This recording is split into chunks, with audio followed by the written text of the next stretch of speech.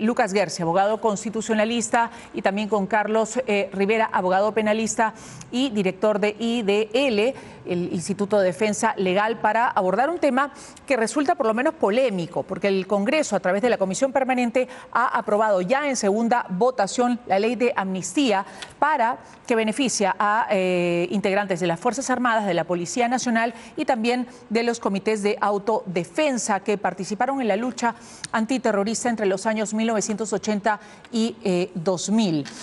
Esta medida favorece a, en este caso, procesados sin sentencia firme, y el cambio está en que el dictamen anterior permitía o beneficiaba a los adultos mayores de 80 años. Ahora la valla baja y se beneficiará a mayores de 70 años. Vamos a hablar con mayor detalle, decía, con Lucas Gersi y Carlos Rivera, quienes les damos los buenos días y la bienvenida. Gracias por estar con nosotros. Buenos días, Melissa. ¿Cómo estás?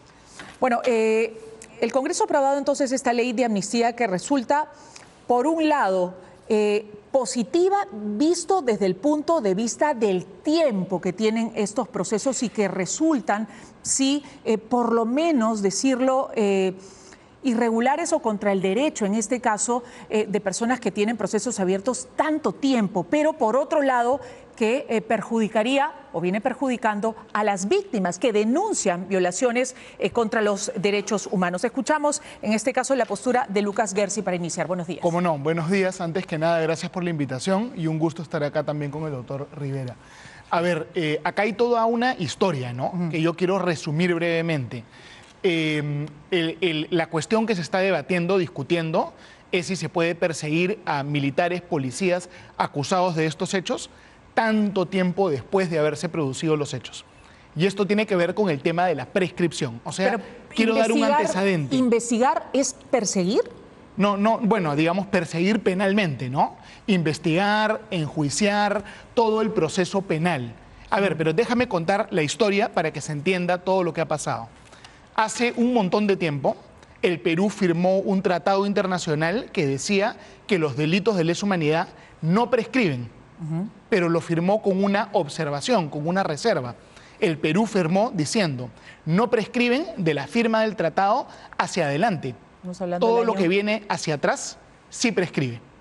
Pero en el año 2011, una sentencia del Tribunal Constitucional dijo que la reserva era inconstitucional y que todos los delitos de lesa humanidad eran imprescriptibles. Entonces, de cualquier etapa, de cualquier época, es decir, de cualquier el año. TC dijo en el año 2011 que no importa si era el año 80, si era delito de lesa humanidad, se podía perseguir. Lo dijo el TC en el 2011. Correcto. Pero después el TC modificó un poco su jurisprudencia y hay casos donde aplicó la prescripción, incluyendo el caso del expresidente Morales Bermúdez.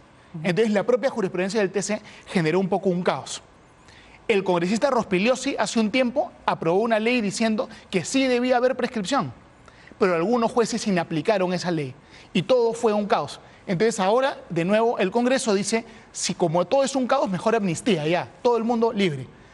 Yo creo que la figura de la amnistía en el derecho internacional es una figura controversial. Yo estoy de acuerdo con lo que quiere hacer el congresista Rospigliosi, pero creo que la amnistía no nos sirve, no nos ayuda, porque ya va muy en contra de la separación de poderes y este tema lo debería declarar un juez, no el Congreso. A mí me gustaba más la fórmula anterior de la prescripción. Esta ley de amnistía, y el doctor Rivera lo va a explicar seguramente muy bien, lo más probable es que muchos jueces no la apliquen y volvamos a esta inseguridad jurídica. ¿Qué creo yo que es lo mejor, lo que debería ocurrir? Que se presente contra esta ley y contra la otra ley de prescripción una demanda de inconstitucionalidad. Que el decano del Colegio de Abogados de Lima, el doctor Canelo, lleve todo al TC, para que el TC se pronuncie y haya una regla clara. Porque si el tema no va al TC, lo que va a pasar es que un juez lo va a aplicar, otro juez no lo va a aplicar y para el señor A va a haber amnistía y para el B no va a haber amnistía y esa desigualdad va a ser algo arbitrario y complicado. O sea, que vaya al TC. Esa es mi posición. Muy bien, vamos a escuchar a Carlos Rivera, abogado penalista y director de IDL. Muchas gracias, Melissa. Un gusto también estar otra semana con Lucas discutiendo dos temas. Mira, a ver, primero sobre lo que ha mencionado Lucas. me permito discrepar respecto de la posición sobre la ley de prescripción. Ajá. ¿Por qué razón? Porque lo que se está juzgando son crímenes internacionales. Cuando se habla de crímenes de lesa humanidad son crímenes internacionales y por lo tanto se rigen no por la ley penal interna, sino por el derecho internacional. Ajá.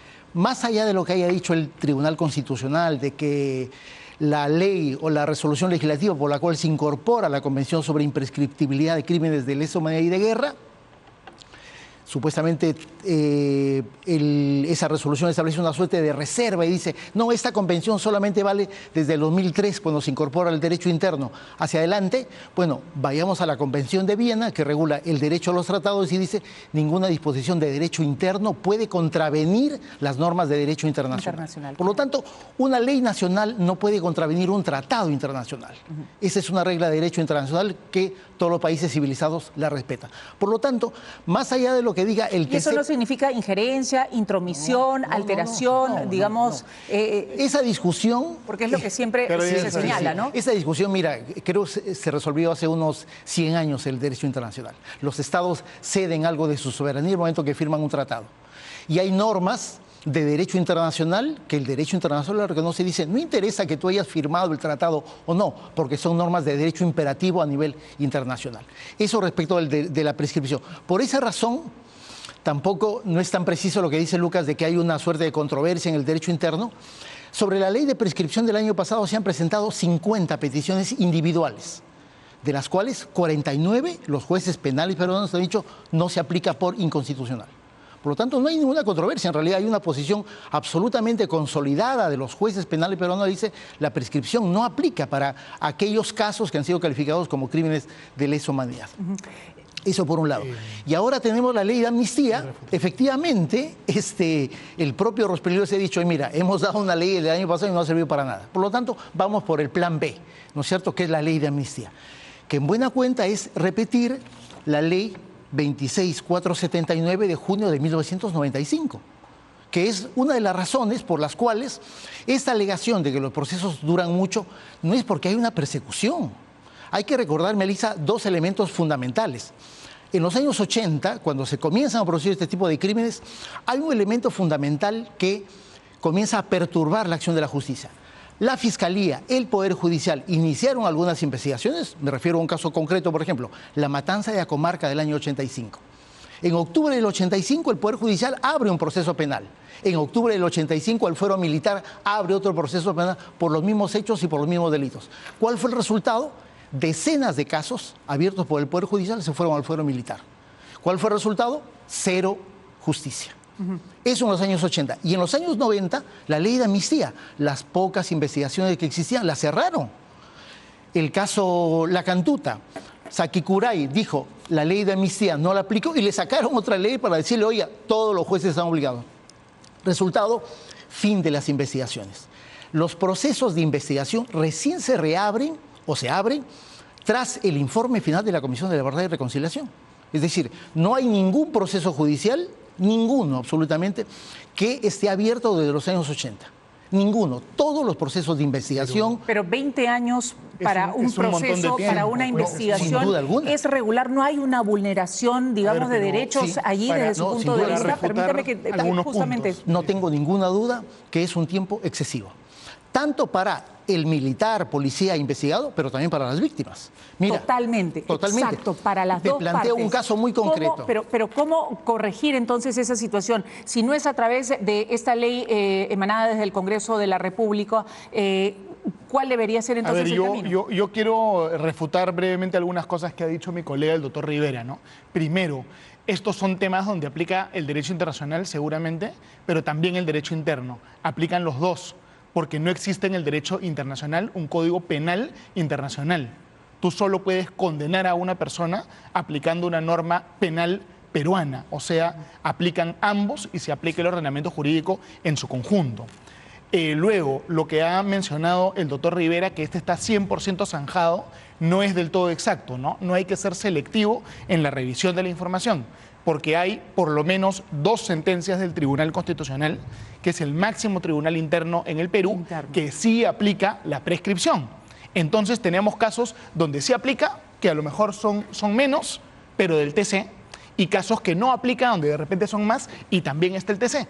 Entonces tiene que haber una sentencia del TC en un proceso de inconstitucionalidad con efectos generales que aclare, ¿no? Esa es la mejor forma de salir de este tema, ¿no?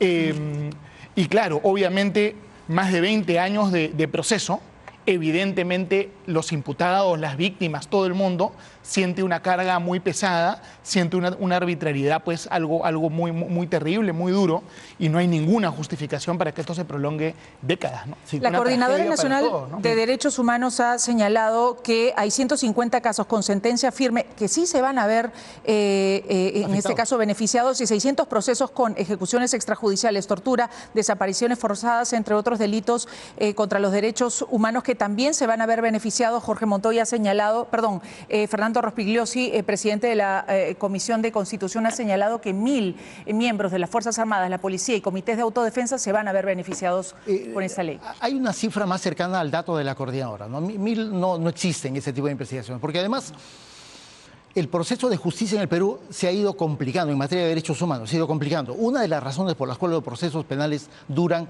siendo procesos elevadamente complejos, ¿no es cierto? Hay procesos que tienen 10, 20, 30 procesados, pero también 10, 20, 30 víctimas, y por lo tanto hay un desarrollo de las defensas de uno y otro lado. Una de las razones es justamente la falta de prioridad que el sistema de justicia le da. Cuando se crea el subsistema penal de derechos humanos el año 2004, ese subsistema juzgaba terrorismo y derechos humanos, una suerte de las dos caras de la moneda, ¿no es cierto? Bueno, ese subsistema ahora es la Corte Penal Nacional.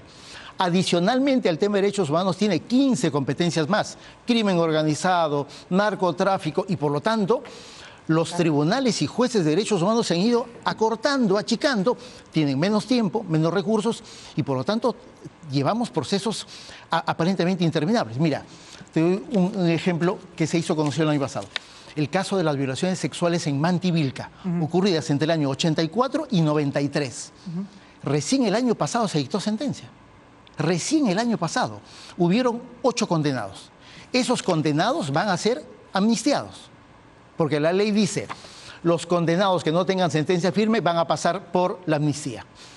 Recién, el 17, la próxima semana, tenemos audiencia en la Corte Suprema. ¿Qué pasa con los que tienen sentencia firme? Si son mayores de 70 años, solo en ese caso van a ser beneficiados. Solo en el caso de que sean mayores de 70. La regla que se creó fue, primero, como tú lo presentaste, hubo un cambio en el momento de la primera votación. Hasta el momento de la primera votación la ley decía mayores de 80. Bueno, hay una reducción sustancial de 10 años que determina que van a ser en realidad muy pocas personas que no entren al cajón de la amnistía, porque en realidad dices, van a ser los denunciados, investigados o procesados, siguiendo la regla de la amnistía del año 95 de Fujimori. Y luego dice 2 excepciones: amnistía humanitaria a los mayores de 70 años y a los que no tengan sentencia firme. Ejemplo de los casos de Mantivilca, ¿no es cierto? Están condenados, varios de ellos están sufriendo prisión, pero como no hay una sentencia firme, van a ser amnistiados. Por lo tanto, ¿qué es lo que corresponde? No es que los políticos metan la mano, ¿no es cierto? Tiene que ser el sistema de justicia la que resuelva esos temas, porque son asuntos en los que hay vulneración de derechos fundamentales. En eso coinciden, doctor Guerci. Sí, digamos, la amnistía creo que es una herramienta torpe, ¿no? Que no nos ayuda tanto. Y yo creo que digamos, siendo muy honesto, ¿no? Me parece que esta ley no va a tener un buen futuro, ¿no? Hay que ser objetivos. Correcto. Digamos, una cosa es el debate de las redes sociales y otra cosa es jurídicamente lo que va a pasar acá. Por eso es que yo reitero, lo óptimo sería que la máxima autoridad del sistema de justicia nacional se pueda pronunciar, ¿no? Que es el Tribunal Constitucional, que ojalá pueda generarse de la manera que esto llegue a un pronunciamiento en esa vía. ¿Debería el Tribunal Constitucional pronunciarse entonces? Mira, yo creo que primero se van a pronunciar los jueces penales, porque se están discutiendo asuntos de carácter penal, que están regulados por la Ley Penal Nacional. Pero como dice el doctor Guerci, lo que va a suceder es que algunos jueces van a aplicar la ley y otros no la van a aplicar, y va a continuar, digamos, en realidad, el desorden en ese sentido. Creo yo, ¿no es cierto? ¿Qué cosa es lo que ocurrió en los últimos 20 años en juicio por derechos humanos? Que muchos procesados han estado reclamando se les aplique la ley de amnistía del 95. O sea, sin ningún problema. ¿Cuál ha sido la respuesta del sistema judicial respecto a esas peticiones? 0 concesión de amnistía. Los jueces acuden al derecho internacional y dicen, oye, mira, hay una regla, hay un principio del derecho internacional que las amnistías para violaciones a derechos humanos están prohibidas. Perú es un precedente. Podemos hablar de casos para que el público, por ejemplo, entienda quiénes pueden beneficiarse con esta ley. Si acaso nos señalaba que el cálculo de Rospigliosi no es, digamos, preciso. Los 1000 que menciona, sí. La coordinadora dice que son aproximadamente 750. Sí. Digamos. Sí. ¿En qué casos, por ejemplo, esta ley, a qué personas o a qué casos va a beneficiar? Mira, primer caso, creo que va a ser los marinos del Frontón. Hay un juicio que se ha iniciado. De nuevo, están procesados, por lo tanto, caen de cajón en el término de los beneficiados. Hay que mencionar que ese es un juicio que se reinicia de manera, yo creo, sí, muy irregular, a través de una modificación irregular, quizá hasta delictiva, podríamos decir, de una sentencia del Tribunal Constitucional, ¿no? O sea, ese es todo un tema también para recordar, ¿no? No, claro que sí. Había una sentencia conformada con un número de votos y después se emitió un auto donde se dijo que un magistrado que había votado de una forma, en realidad había votado de otra, y el señor ya estaba enfermo, ya prácticamente moribundo, y no se le pudo preguntar cómo había votado. Y por eso recordemos que se iniciaron acusaciones constitucionales contra miembros del TC, y de manera muy rápida, muy rara, así, una cautelar, creo que de la Comisión Interamericana de Derechos Humanos lo paró, y eso es lo que ha generado el desprestigio y todo el debate sobre la Comisión Interamericana en el Perú. Rivera, si nos recuerda otros eso casos, fue una cosa muy irregular, muy rara. El juicio del Frontón, y hay que el juicio oral, comenzó septiembre de 2018 y se quebró el año pasado porque un juez, el doctor Jorge Angulo, fue suspendido y por lo tanto se quebró el juicio. No tiene nada que ver con la sentencia del Tribunal Constitucional. Se ha reiniciado el juicio en el mes de marzo. Pidieron prescripción, el tribunal dijo no hay prescripción y a la semana viene la ley de amnistía. Primer caso que va a ser beneficiado. 80, ¿no? Fines de los 80. Los condenados de la matanza de Acomarca del año 85. Sentencia firme, mayores de 70, van a ser favorecidos. Además, están en su casa. 81, 82. Acomarca es del año 14 de agosto del año 85. Están en su casa, condenados, están en su casa, con toda seguridad, van a ser favorecidos. El caso de los desaparecidos de la Universidad Nacional del Centro es un juicio que está terminando. 8 acusados van a ser favorecidos. El caso de la desaparición del periodista Jaime Ayala. El año pasado se dictó sentencia, no hay una sentencia confirmatoria de la Corte Suprema, va a ser favorecido. El caso de las violaciones sexuales de Manti Vilca, 8 condenados, va a ser favorecido. La gente me pregunta, parece que hay duda en relación a este punto. Daniel Urresti, Vladimiro Montesinos, ¿son personas que se pueden de alguna manera favorecer? Entiendo que Urresti tiene 68 años, sí. No le alcanza. Tiene sentencia confirmada, no le alcanza. El momento que cumpla 70 seguramente va a pedir. Entiendo que Montesinos está en una situación... Pero cuando cumpla 70 puede aplicar si todavía permanece años, vigente esta seguramente va a acudir a un juez, al juez que lo juzgó, para reclamar si le aplique la amnistía. Montesinos se podría acoger, ¿no?, al caso que tiene en trámite. En los casos que tenga el trámite, ¿no?, es decir, que esté o condenado sin sentencia confirmada o solamente procesado, van a pedir la aplicación de la amnistía, ¿no? Y pero, por ejemplo, Montesinos está condenado por corrupción. No se por aplica el caso de la CTS. Sí, no se aplica. Claro, digamos, podría cerrarle un caso, pero no dar lugar a su excarcelación. Sí. Pero podría cerrarle procesos. Solamente un caso. Ajá. El procedimiento va a ser que todos los procesados, investigados o condenados sin sentencia firme tienen que hacer una solicitud ante el juez penal que los está investigando, que los ha juzgado o que los ha condenado. ¿Van a presentar algún tipo de acción justamente para que intervenga el Tribunal Constitucional? Tengo que terminar rápidamente. Esa titularidad no lo tiene un abogado individual, lo tendrían los colegios profesionales o en todo caso ciudadanos recolectando 5.000 firmas, ¿no?